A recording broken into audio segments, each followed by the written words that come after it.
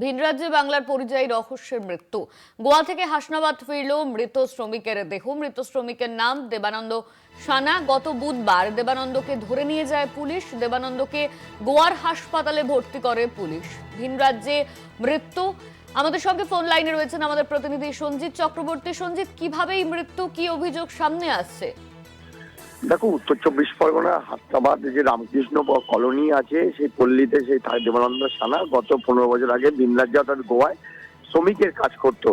এবং বিশেষ করে 2025-এর মানে অর্থাৎ গত মাসের 23শে ডিসেম্বর হঠাৎই সে কাজে এলাকার থেকে তাকে তাকে তুলে নিয়ে যায়, নিয়ে গিয়ে গোয়ার পুলিশ নিয়ে যায় এবং তারপরে তাকে হাসপাতালে নিচ থেকে ফোন করা হয়। গোয়ার পুলিশ বলে তাদের পরিবারের এক সদস্য অর্থাৎ এই দেবানন্দ সানার পরিবারকে জানায় যে সে হাসপাতালে অসুস্থ হয়ে পড়ে রয়েছে। ঠিক তার দুদিন পরে আবার গোয়ার পুলিশ জানায় যে সে মারা গেছে।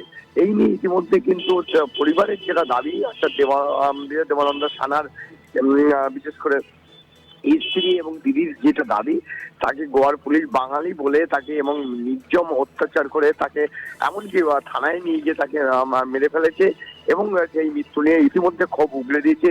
এই ঘটনায় জানাজানি হতে তার কপিল মন্দির যেমন বাড়িতে ফিরেছে এবং বসিরহাটের দক্ষিণের বিধায়ক সপ্তর্ষি বন্দ্যোপাধ্যায় তার পরিবারের পাশে গেছেন, গিয়ে সব রকম সাহায্যের আশ্বাস দিয়েছেন এবং এই ঘটনার যাতে উপযুক্ত তদন্ত হয় এবং যাতে এই ঘটনা পুরো মুখ্যমন্ত্রীর কাছে তারা দরবার করেছেন।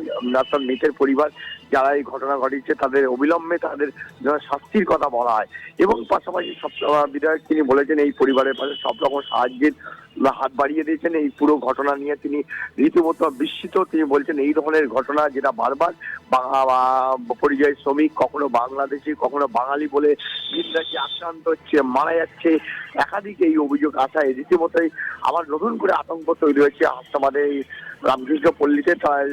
বিশেষ করে সেই এলাকায় শোকের ছায়া নেমে রয়েছে।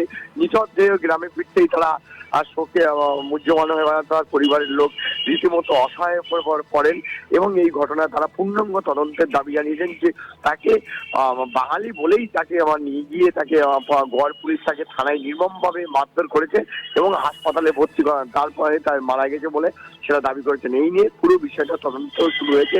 ইতিমধ্যে বিধায়ক পরিবারের পাশে সব রকম সাহায্যের আশ্বাস, আইনি পরিষেবা থেকে সব রকম যাতে পাশে থাকে তার আশ্বাস দিয়েছেন বসিরহাট দক্ষিণ বিধায়ক সপ্তর্ষি বন্দ্যোপাধ্যায়। বলুন না। ধন্যবাদ তোমায় সঞ্জিত। আমাদের সঙ্গে ফোন লাইনে ছিলেন আমাদের প্রতিনিধি সঞ্জিত চক্রবর্তী। ওনারা অত্যাচার করেছে। অত্যাচার না করলে ভালো ছেলে তো মরে না। আমি দেখলাম ভালো কথা বলে ভালো কিছু, আর পরে তো দেখেছি এতে যে এই ছেলে কোনো মরার ছেলে না। যখন ডাক্তারখানা থেকে আমাকে বলছে যে আপনার ছেলে মারা গেছে, আমি বলছি কি বলছেন কি আপনি, আমার ভালো ছেলে কি করে মরে, মরতেই পারে না। আমরা হচ্ছে ছবি পাঠান আপনি। তো বলছে আমাদের কাছে না রাত্রি বিশাল অসুস্থ হয়েছিল, আমরা বড় হাসপাতালে পাঠিয়েছিলাম। না যে বড় হাসপাতালে, বলছে সেখানে মারা গেছে। আমি চাইছি মানুষ আমাকে সাহায্য করুক, আমার তো কেউ নেই, আমার স্বামী অসুস্থ আর ছেলেটা ছিল আমাদের ভরসা। 26 তারিখ স্থানীয় একটা গন্ডগোল হয়, পুলিশ ওনাকে ধরে নিয়ে যায়, অ্যারেস্ট করে এবং গোয়াতে একজন বাংলার সেন্টারিং করতে যাওয়া পরিযায়ী শ্রমিকের উপর অত্যাচার করার পর তাকে হাসপাতালে ভর্তি করা হয় এবং হাসপাতালেই তার মৃত্যু হয়। বাড়ির লোকের কাছে খবর আসার পর তারা অসহায়তার বার্তা দেন। প্রশাসনের সহযোগিতায় এবং মাননীয় মুখ্যমন্ত্রী মমতা বন্দ্যোপাধ্যায় সরকারের সহযোগিতায় তার মৃতদেহ সৎকারের জন্য ফ্লাইটে করে নিয়ে আসা হয়